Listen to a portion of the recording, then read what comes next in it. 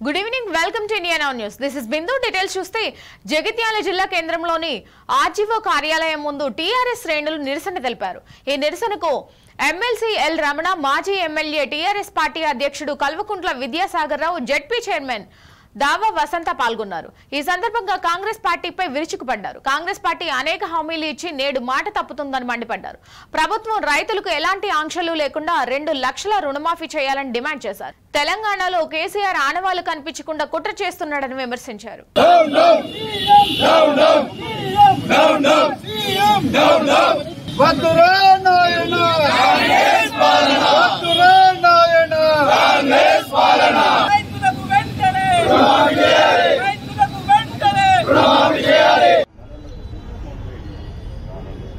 రాష్ట్ర ప్రభుత్వ పరంగా ఇచ్చినటువంటి హామీకి అనుగుణంగా దాదాపు రైతుల అప్పులు 40,000 కోట్లని చెప్పినటువంటి కాంగ్రెస్ పార్టీ క్యాబినెట్ లో 31,000 కోట్లు నిర్మాణం చేసినామని చెప్పని బడ్జెట్ లో 26,000 కోట్లు కేటాయించి కేవలం 18,000 కోట్లు మాత్రమే విడుదల చేయడం వల్ల దాదాపు 20 లక్షల మంది రైతులకు అన్యాయం జరిగింది.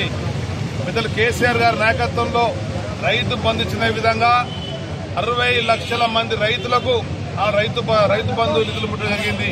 నేడు అదే విధంగా అప్పుల మాఫీ చేయాలా, ఎటువంటి ఆశలు ఉండకూడదు, దానికి అనుగుణంగా రైతు భరోసా నిధులు పెంచినామని అనుగుణంగా మాట నిలబెట్టుకోవాలని చెప్పని, కౌలు ఇచ్చిన మాటకు అనుగుణంగా వాళ్ళ మాట నిలబెట్టుకోవాలని, రైతు కూలీల ఇచ్చిన మాట నిలబెట్టుకోవాలని చెప్పని ప్రధానంగా ఇవాళ రైతాంగం సంబంధించినటువంటి ప్రధాన సమస్యలు పరిష్కరింపేయాలనే ఉద్దేశంతో ఈ కార్యక్రమాన్ని తీసుకోవడం జరిగింది. పెద్ద ఎత్తున జగిత్యాల ప్రాంతంలో రైతాంగం అంతా కూడా కథలు వచ్చి కార్యక్రమాన్ని విద్యాసాగర్ గారి నేతృత్వంలో విజయవంతం చేయడం జరిగింది. ఇప్పటికైనా కాంగ్రెస్ ప్రభుత్వానికి రేవంత్ రెడ్డి కనువిప్పు కావాలని చెప్పని ఇచ్చిన మాట ప్రకారంగా వెంటనే రైతుల అప్పులు ఎలాంటి ఆక్షన్ లేకుండా 2 లక్షల వరకు నిధులు విడుదల చేసి మాఫీ చేయాలా, రైతు భరోసా నిధులు వెంటనే విడుదల చేయాలా, రైతాంగాన్ని ఆదుకోవాలా, ఎరువులు అందుబాటులో ఉంచాలా, కల్తీ లేని విత్తనాలు ఉంచాలని చెప్పనేటువంటి ప్రధాన డిమాండ్ నెరవేర్చాలని చెప్పని జగిత్యాల బీఆర్ఎస్ పార్టీ ఇవాళ రాష్ట్ర ప్రభుత్వాన్ని డిమాండ్ చేస్తుంది. ముందుగా పనిచేయాలి కానీ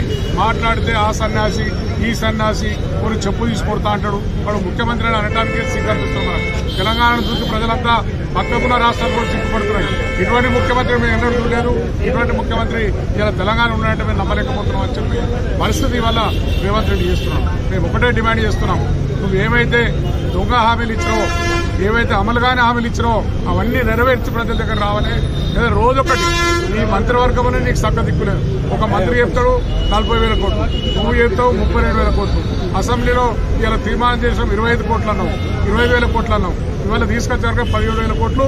ఇవాళ మీ ఉప ముఖ్యమంత్రి ఏదైతే ఉన్నాడో 7,000 కోట్లు మేము బ్యాంకులలో వేసినాం, మిగతాయి వస్తున్నాయని చెప్తాడు.